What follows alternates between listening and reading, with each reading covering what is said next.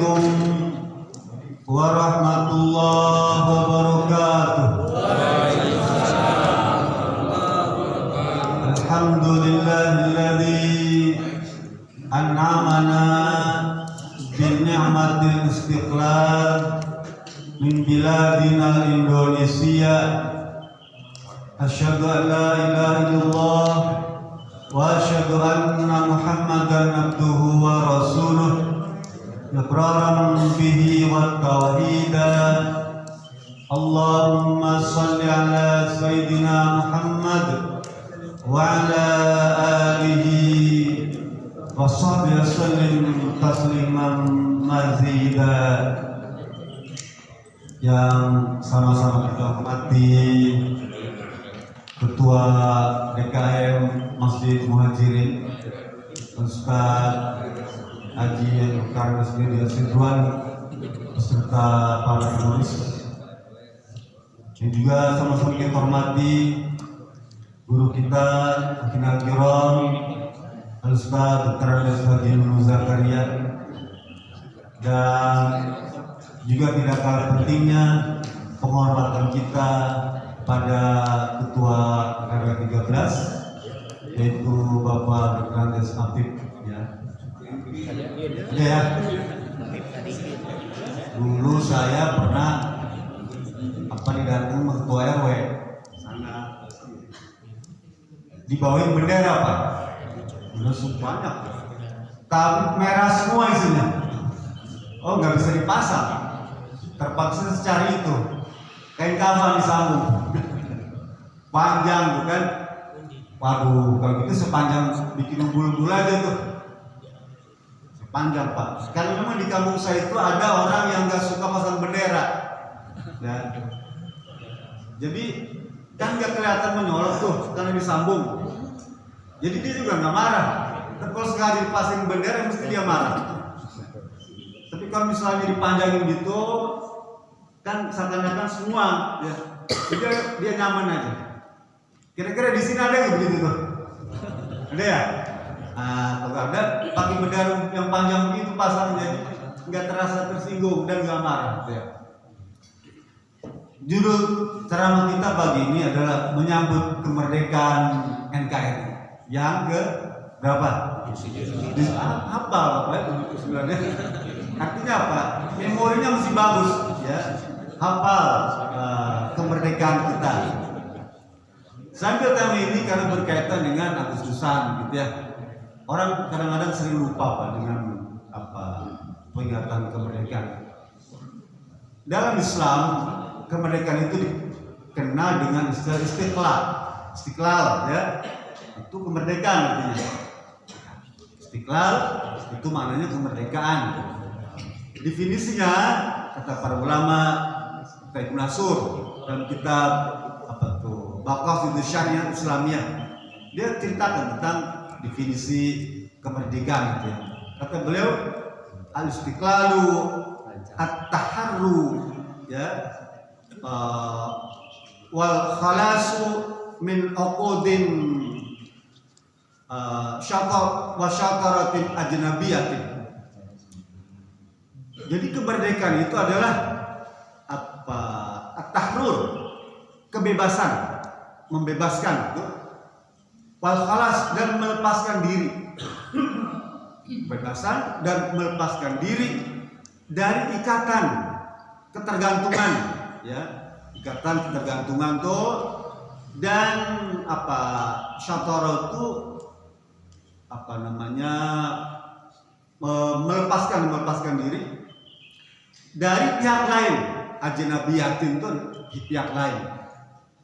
Kalau begitu kemerdekaan itu adalah kebebasan, ya, sebuah masyarakat dan melepaskan diri masyarakat atau bangsa dari ketergantungan atau keterikatan atau penindasan atau penjajahan, ya, dari pihak-pihak lain. Nah, definisi begitu.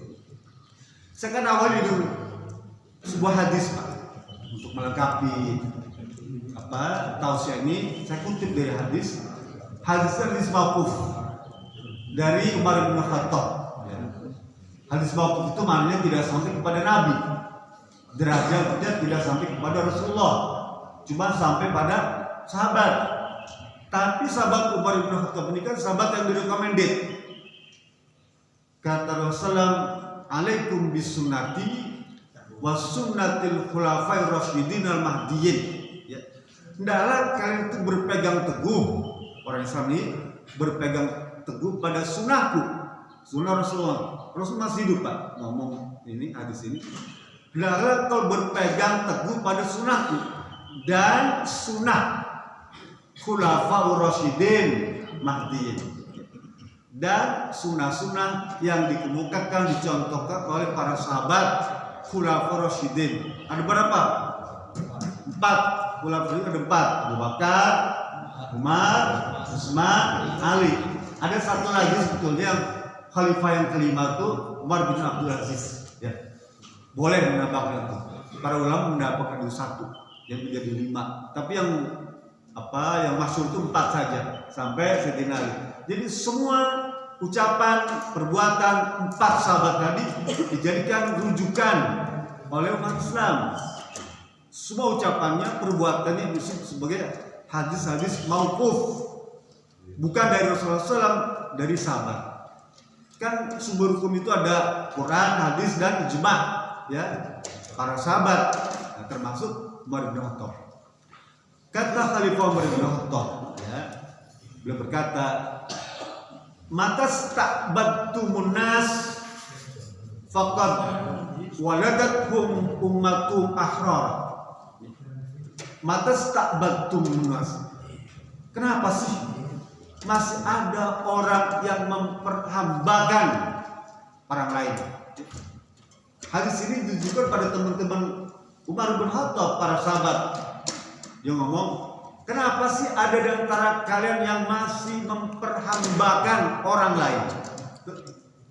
Memperhambakan itu maksudnya memperbudak, menjajah, menindas, menakut-nakuti, berbuat aniaya, berlaku zalim.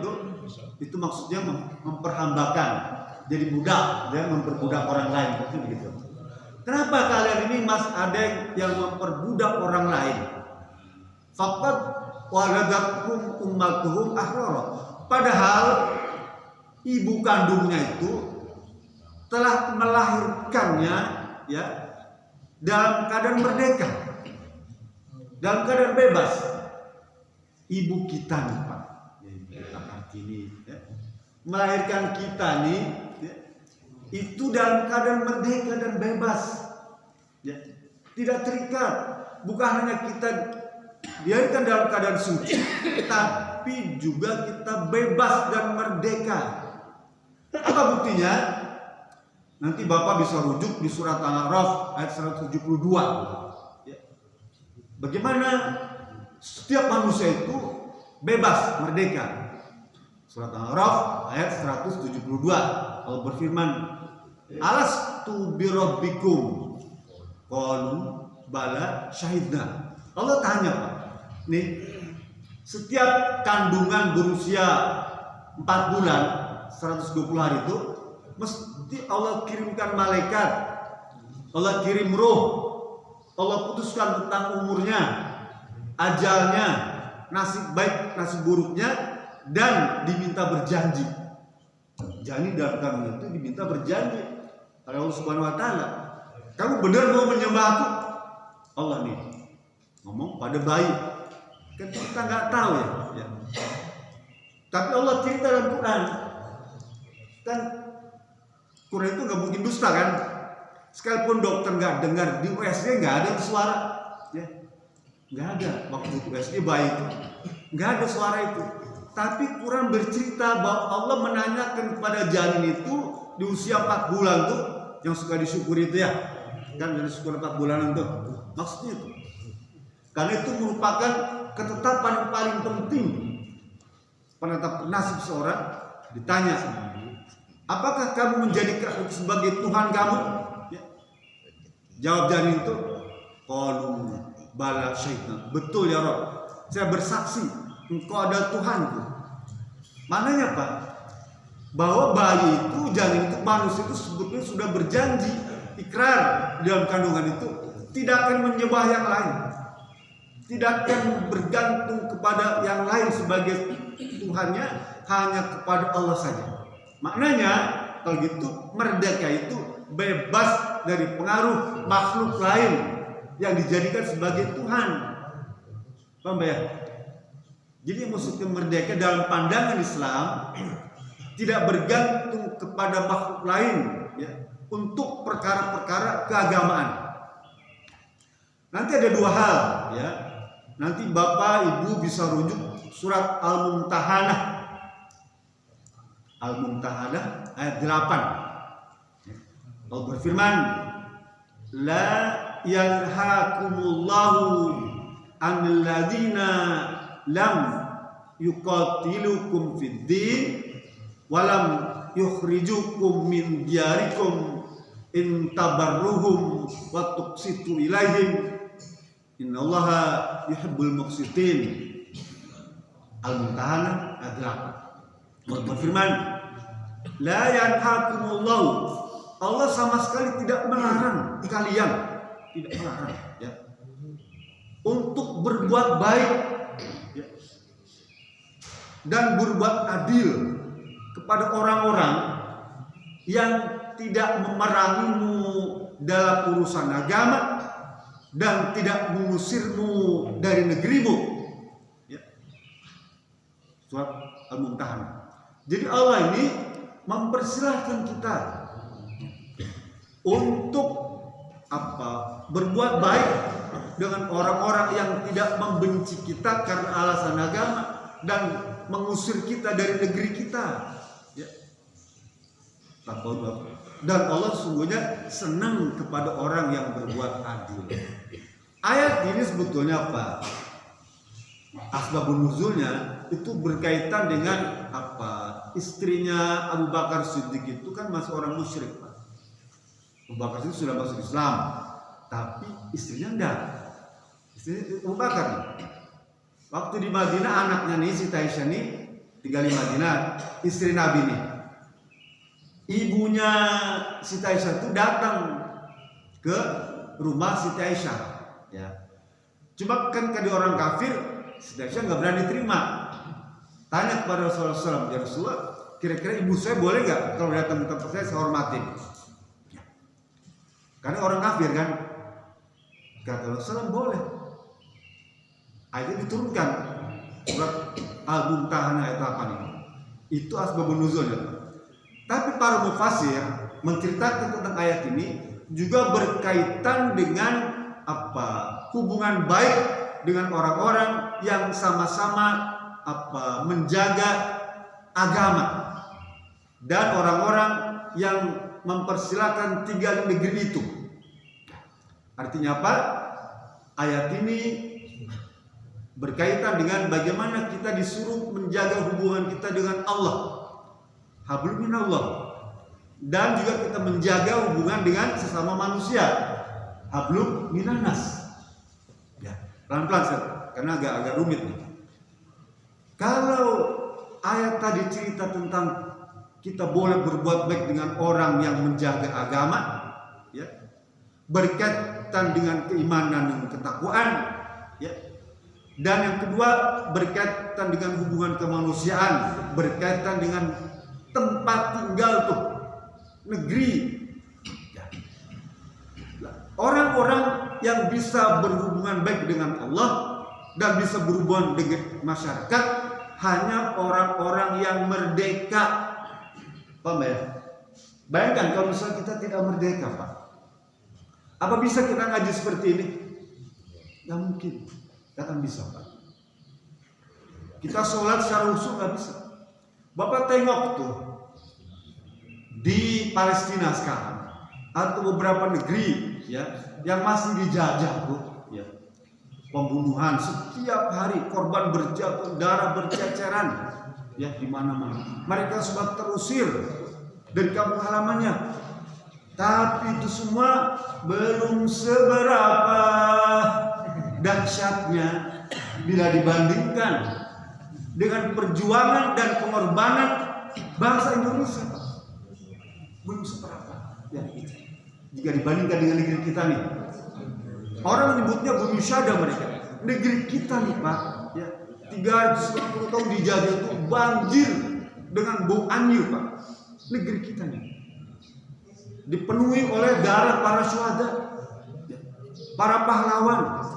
Hampir di seluruh penjuru tanah air ada pahlawan. Memang mayoritas beragama Islam, ya, beragama Islam. Sehingga bumi ini, bumi Nusantara ini barokah Pak. Karena darah syuhada subur tanamannya, banjir darah. Kabupaten Bandung ada Pak Muhammad Toha, terkenal sekali, banjir darah. Coba seorang Westerling saja menghabisi rakyat Indonesia ini 40.000 sekaligus. Palestina setahun 40.000, di kita satu hari korban gitu ya, luar biasa. Oleh karena itu pada saat kemerdekaan ini, kata para ulama yang menyebutkan kemerdekaan itu adalah al-hurriyatu tamamul ubudiyah. Kemerdekaan itu ya bisa menyempurnakan ibadah. Kemerdekaan ibadah kita jadi sempurna Pak. Kan kita merdeka kita bisa pergi haji, ya, bisa sutra gitu. Al-hurriyatu tamamul ubudiyah. Kemerdekaan sebuah bangsa bisa mengantarkan rakyatnya bisa melaksanakan ibadah secara sempurna. Kata para ulama, sebetulnya kalimat ini juga dari tabi'in Pak. Wa haqiqatul ubudiyah tamamul hurriyah. Karena sebenarnya hakikat ibadah itu adalah kemerdekaan yang sempurna. Ibadah di kita sholat kita melepaskan diri Pak dari yang lain kan. Kita kan fokus saja kepada Allah. Hakikat ibadat hanya menghadap Allah Subhanahu wa taala saja. Semua perbuatan kita semata-mata mencari ridha Allah. Itu adalah hakikat ibadah.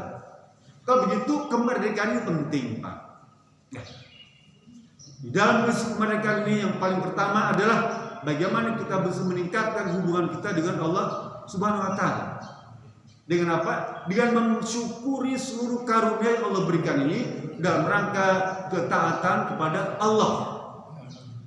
Mungkin akan lebih bagus kalau kita berlomba-lomba mengisi kemerdekaan ini, berlomba-lomba dengan membentuk atau menjadi pribadi yang lebih takwa. Itu inti daripada mengisi kemerdekaan itu. Bagaimana kita bisa menjadikan karunia ini semuanya dalam rangka meningkatkan keimanan dan ketakwaan. Satu ya. Yang kedua, karena berkaitan dengan hablum minanas dan negeri tadi itu, maka mengisi kemerdekaan ini yang kedua adalah menghormati ya para pejuang, para pahlawan yang telah mendahului kita. Mereka berkorban bukan hanya harta, jiwa, nyawa, darah dikorbankan semua. Jadi kalau kita menikmati hari ini itu semata-mata karena perjuangan mereka. Bahkan mereka tidak ada yang menikmati itu perjuangannya itu. Coba cek berapa banyak yang menikmati kemerdekaan ini, sedikit Pak. Lebih banyak mereka tuh tidak menikmati kemerdekaan, tidak menikmati hasil perjuangannya. Kayak bapak misalnya hari ini mohon maaf, nanam pohon mangga di rumah ya, kan 5 tahun berbuah. Belum tentu kita menikmati hasil tanaman kita itu. Tapi orang tuh rela, dia tanam mangga tadi tuh untuk anak cucu. Dia tinggalkan, dia ikhlas, dia pupuk, dia siram tuh. Sekalipun dia percaya yakin, saya nggak mungkin menikmati buah-buahan ini ya, yang dia tanam itu ya, nggak mungkin dia. Sama pahlawan itu juga sama.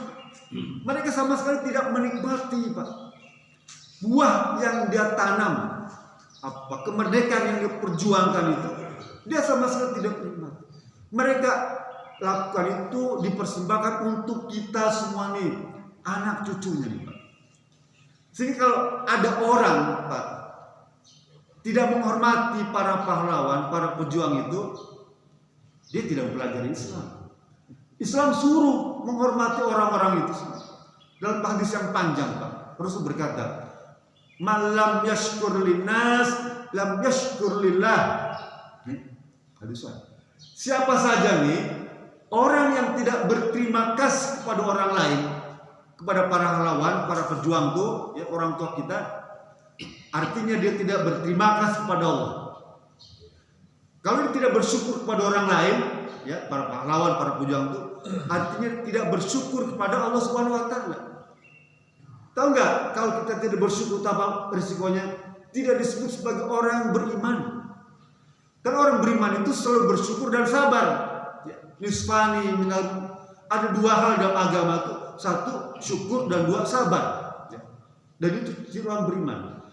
Jadi kalau tidak berterima kasih kepada orang lain, tidak berterima kasih kepada pejuang, pahlawan, tandanya dia belum beriman. Ancamannya besar.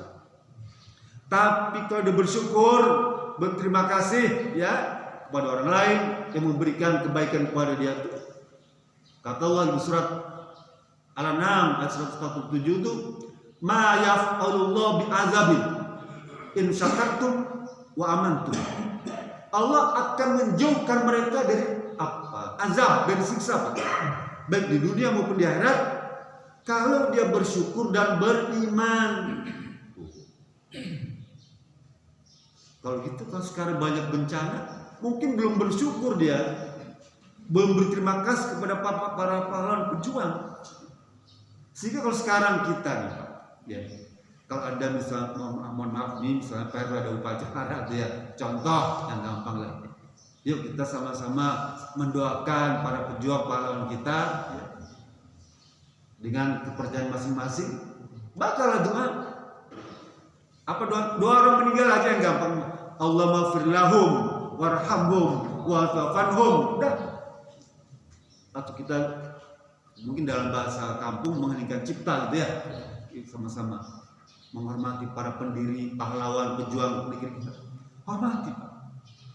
Dan kemudian kita diajak PRW, kalau kalian menghormati pahlawan, tidak bercanda. Jangan. Kan jarang-jarang juga kita kan menyelipkan kata doa itu. Saya nggak yakin dia diri saya kita ngeliat. Sholat kita itu kita doakan pahlawan, dia lupa Pak, betul ya? Lupa mendoakan para pahlawan, para pejuang, lupa Pak, ya lupa. Alasannya udah dikum aja semua. Padahal kita boleh juga. Jangan-jangan yang jadi pahlawan itu kakek nenek kita, ya. Kakek kita jadi pahlawan, doakan mereka agar mereka tenang, ya. Agar mereka hidup bahagia di akhirat. Karena semua ini hasil karya mereka. Apa dikira mohon maaf presiden kita sekarang ini bikin program baru? Tidak Pak. Program yang mereka buat itu tinggal melaksanakan. Sudah ada blueprintnya, tidak ada yang baru. Semuanya sudah ada, tinggal meneruskan saja. Hasil karya pendiri negeri ini sudah jadi, tinggal nerusin, tinggal langkah-langkah saja. Para pemimpin tuh, kan saya kadang-kadang suka sedih juga. Ada kelompok masyarakat atau mungkin organisasi atau partai yang menjegal orang-orang baik tuh ya, tidak jadi pemimpin tuh. Padahal kata Rasulullah dalam hadis At-Tirmidzi itu, man istakmala rajulan bi'asobatin, ya, wa fihim man huwa ardallahu faqad khanallaha wa rasulahu wal mu'minin. Jika ada segolongan orang mengangkat pemimpin yang punya tidak pantas, ya, punya cacat, punya celah tuh, mengangkat pemimpin biasobatin, ada cacat celah atau kurang pas, ya, tidak cocok, tidak capable, tidak profesional gitu ya. Sementara ada, ya, calon pemimpin yang pantas, kredibel, kompeten tuh ada tuh. Dia pilih yang tidak kompeten. Kata Rasulullah, faqad khanallaha wa rasulahu wal mu'min. Sesungguhnya dia termasuk orang yang telah berkhianat kepada Allah, kepada Rasulnya, dan kepada orang-orang yang beriman. Kalau kita mengangkat pemimpin, ya, yang punya masalah. Sementara ada calon pemimpin yang kompeten, kredibel, maka dia termasuk orang yang berkhianat kepada Allah, kepada Rasul, dan kepada orang beriman. Ini pandangan Islam.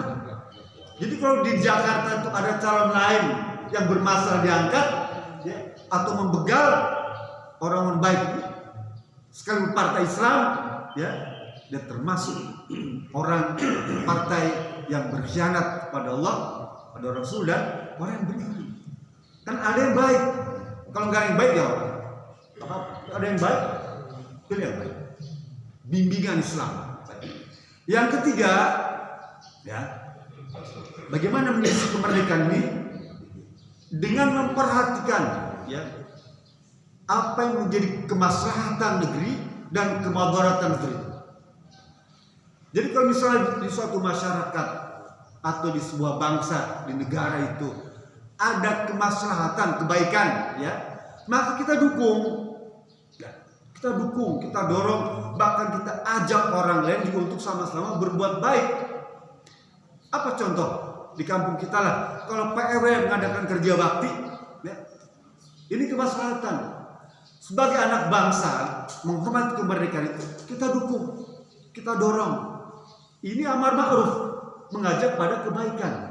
Kata PRW, pasang bendera semua, ya, bagus dalam cinta kepada negeri. Kita dukung, kita ajak semua.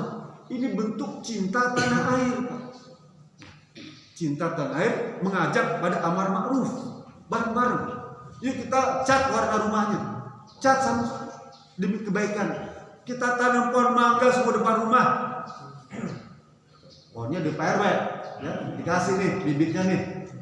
350 tak ke PRW rumah tuh, dikasih pohon mangga semua kan. Nanti kampung mangga kan, kampung mangga semua. Bagus, ini program bagus, kemaslahatan, kita dukung. Ada program misalnya cek darah gratis dari program RW, dukung. Amar ma'ruf, pendek kata, semua kemaslahatan yang dilakukan oleh negara, baik tingkat kecil maupun tingkat tinggi, dukung itu, bantu, ajak, ya, turut serta, ya. Itu namanya apa? Cinta pada tanah air. Yang kedua, menjauhkan kemudaratan. Tadi kan apa, bekerja sama dalam rangka kemaslahatan. Kalau program tingkat RW, bupati, provinsi, negara tuh programnya kemudaratan, jangan ikuti. Kita boleh protes, kita boleh usul, kita boleh kritik, ya. Kalau program pemerintah ini apa, membantu mempersiapkan alat kontrasepsi bagi anak-anak siswa SMA, program yang menimbulkan kemudaratan, jangan didukung. Jika perlu protes, ya, kritik. Ini berbahaya. Kenapa? Karena meningkatkan kemaksiatan dan kekufuran. Jadi kalau bisa program-program yang menimbulkan mudarat, jangan. Bahkan kita kasih tahu kepada orang lain, ya, jangan ikuti program ini karena menimbulkan kemudaratan. Itu yang dimaksudkan nahi mungkar, ya. Jadi kecintaan kepada negeri ini dua aspeknya, satu amar ma'ruf dan dua nahi mungkar, membantu meningkatkan kemaslahatan dan mencegah terjadinya kemungkaran. Pendek kata, sebuah program pemerintah, program RW, ya, yang ada masalahnya, kita bantu, kita dukung. Gak perlu tanya lagi lah, tanya undang-undangnya apa, nggak usah, kecapean, pasal berapa, nggak usah. Pokoknya programnya bagus, dukung, ya. Kalau programnya jelek, ada mudarat, ada potensi kekufuran, kemaksiatan, jangan, nggak usah didukung, ya. Atau misalnya terpaksa dipraktek pun nggak usah datang acaranya, gitu ya, nggak usah datang, karena nggak setuju, itu akan menimbulkan kemudaratan. Ini adalah mengisi kemerdekaan, maknanya dalam pandangan Islam, ya. Sekalipun dalam pandangan tradisi lokal, kearifan lokal, ada lomba makan kerupuk, apa-apa, hiburan, ya, lomba tarik tambang tuh nggak apa-apa. sebagai kearifan lokal. Dan itu yang bisa dikerjakan, ya, yang bisa dikerjakan oleh masyarakat kita yang ringan-ringan, ya. Salah kan? Tidak, ya, tidak salah. Sekalipun memang tidak ada contoh Nabi, tapi dalam pandangan kearifan lokal itu menjadi perekat di dalam masyarakat. Ya. Ujungnya adalah ukhuwah Islamiyah, persaudaraan. Boleh, ya, selama tetap menjaga nilai-nilai Islam. Ya. Jadi perlombaan boleh, makan kerupuk boleh, nggak apa-apa. Tapi jangan pakai baju ketat, gitu kan? Maksudnya gitu ya. Nah gitu kan akhirnya apa? Utangnya lepas kan, kasihan juga kan? Ya. Sampai kalau balon talinya lepas naik ke atas. Kalau kutang talinya lepas dia turun ke bawah. Repot gitu ya. Ini yang harus dihindari. Jadi kalau nanti Pak RW bikin acara kegiatan khusus, boleh, nggak apa-apa, selama menjaga nilai-nilai Islam. Ya, itu aja sekiranya. Selamat ya menikmati Idul Istiqlal, bukan Idul Adha. Karena 3, Idul Fitri, Idul Adha, dan Id Istiqlal. Hari Raya Idul Fitri, Hari Idul Adha, dan Hari Raya Kemerdekaan. Boleh. Itu adalah apa pesan-pesan para ulama. Isi Idul Istiqlal ini dengan potensi kebaikan, perlombaan yang bisa meng-create ya masyarakat, ya terutama anak-anak remaja. Jika perlu tanamkan tuh ya pesan-pesan tentang kecintaan kepada negara, ya tanamkan kecintaan kepada negara. Jika perlu nanti nih